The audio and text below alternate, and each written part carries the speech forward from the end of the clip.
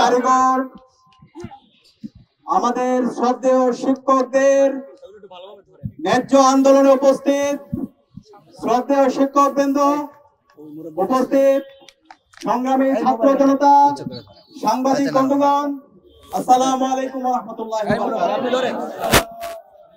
সংগ্রামী উপস্থিতি,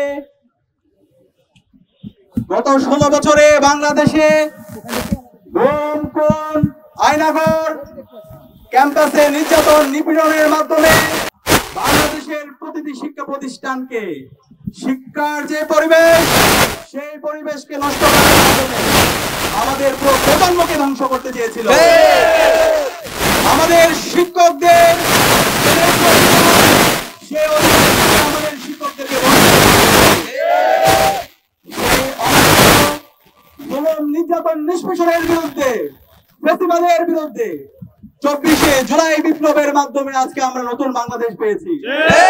জুলাই যে বিপ্লব হয়েছে সেই বিপ্লবের মূল দাবি ছিল বৈষম্যকে দূর করা। যেই জুলাই বিপ্লবে আমাদের 2000 ভাই বোন জীবন দিয়েছে, 40,000 ভাই বোন বঙ্গ হয়েছে, গাজী হয়েছে এবং তাদের আত্মত্যাগের মাধ্যমে আজকে আমরা ফ্যাসিবাদ মুক্ত নতুন বাংলাদেশ পেয়েছি। সকল শহীদদের মূল উদ্দেশ্য ছিল একটি ইনসাফ ভিত্তিক বাংলাদেশ বিনির্মাণ করা, বৈষম্যহীন বাংলাদেশ বিনির্মাণ করা।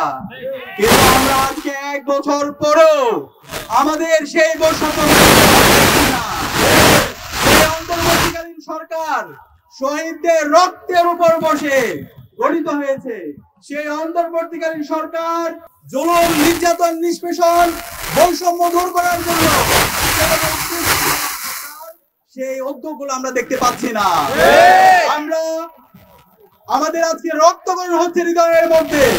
আমাদের জাতি গড়ার কারিগর, আগামীর প্রজন্ম গড়ার কারিগর, আমাদের শ্রদ্ধেয় শিক্ষকরা ন্যায্য অধিকারের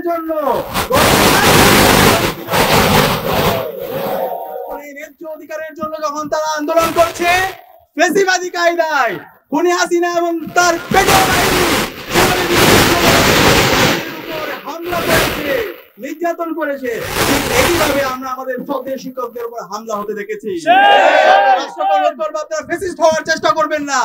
শহীদ আবু সাঈদ, শহীদ ওয়াসিম, শহীদ শান্ত, শহীদ আলী রায়হানের উত্তরসূরিরা ঘুমিয়ে যায়নি। আবু সাঈদ যেভাবে প্রতিরোধ করে চলেছিল, ইনসাফের পক্ষে কথা বলেছিল, বৈষম্যের বিপক্ষে কথা বলেছিল, আমরা শহীদ আবু সাঈদ, ওয়াসিম, আলী রায়হানের উত্তরসূরিরা ঠিক একইভাবে আমরা আমাদের বৈষম্যের বিরুদ্ধে, ইনসাফের পক্ষে আমরা কথা বলে যাব ইনশাআল্লাহ। আজকে আমরা 8 দিন ধরে আন্দোলনের পরও অন্তর্বর্তীকালীন সরকারের কার্যকর কোনো উদ্যোগ দেখতে পাচ্ছি না। আজকে আমরা হতাশ হচ্ছি।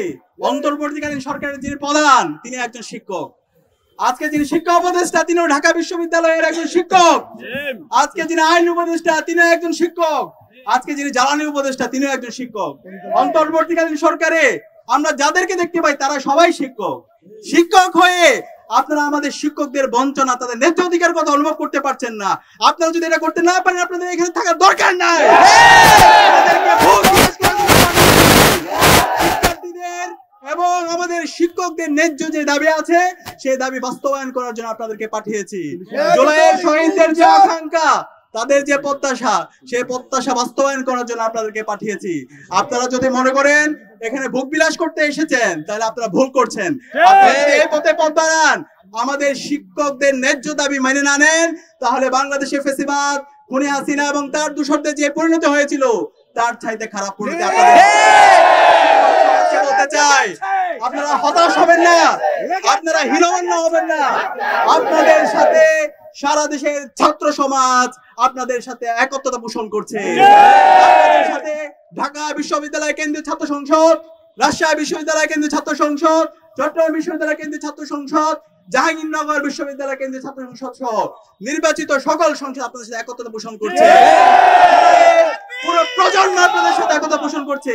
বাংলাদেশের প্রাইভেট বিশ্ববিদ্যালয়ের শিক্ষার্থীরা আপনাদের সাথে একতা পোষণ করছে।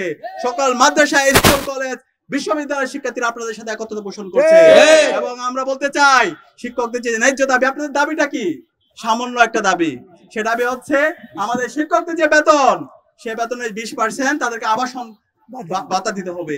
আরে ভাই আপনাদের তো 40% দেওয়া আপনাদের দায়িত্ব, 20% হবে, 40% দেওয়া এটা হচ্ছে আপনাদের রাষ্ট্রের দায়িত্ব। সেখানে কেন একজন শিক্ষককে 20%-এর জন্য দিনের পর দিন এই শহীদ মিনারে রোদে পড়তে হবে এবং বৃষ্টিতে ভিজতে হবে? এবং আমরা আমাদের শিক্ষকদের দাবি, ছোট্ট একটা দাবি, তাদের ট্রিটমেন্টের জন্য, চিকিৎসার জন্য তাদের 1500 টাকা ভাতা। আরে ভাই 1500 টাকাটা কি বেশি? রাস্তার কি টাকার অভাব হয়েছে?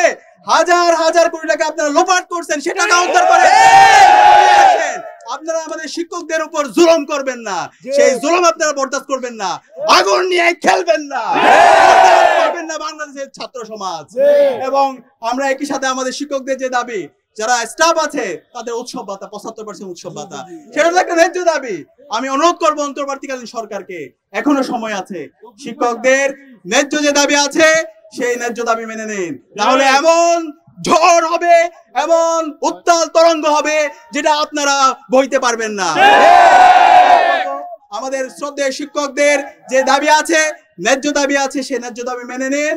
একই সাথে সারা দেশের আজকে শিক্ষা প্রতিষ্ঠানগুলো অচল অবস্থায় আছে। আমাদের এমপিভুক্ত যে শিক্ষক, সারা দেশের শিক্ষা ব্যবস্থা 57% শিক্ষা ব্যবস্থা, 97% শিক্ষা ব্যবস্থা আমাদের এমপিভুক্ত শিক্ষকদের সাথে কানেক্টেড। আমরা অনুরোধ করব অতি দ্রুত সময়ের মধ্যে সরকারের উচ্চপদস্থ যারা আছেন, প্রধান উপদেষ্টা থেকে শুরু করে উপদেষ্টা যারা আছেন, তারা যারা নেতৃত্ব দিচ্ছেন, সবার সকল অংশীদারদের সাথে বসে দ্রুত সময়ের মধ্যে কার্যকর উদ্যোগ গ্রহণ করেন এবং আমাদের শিক্ষকদের ন্যায্য আন্দোলন আপনারা মেনে নেন। এবং আমরা কথা দিচ্ছি, ঢাকা বিশ্ববিদ্যালয় কেন্দ্রীয় ছাত্র সংসদের পক্ষ থেকে আপনাদের সেই ন্যায্য দাবির সাথে আমরা একত্রতা পোষণ করছি এবং আপনাদের সাথে আমরা আছি। বিজয় আসবে ইনশাআল্লাহ।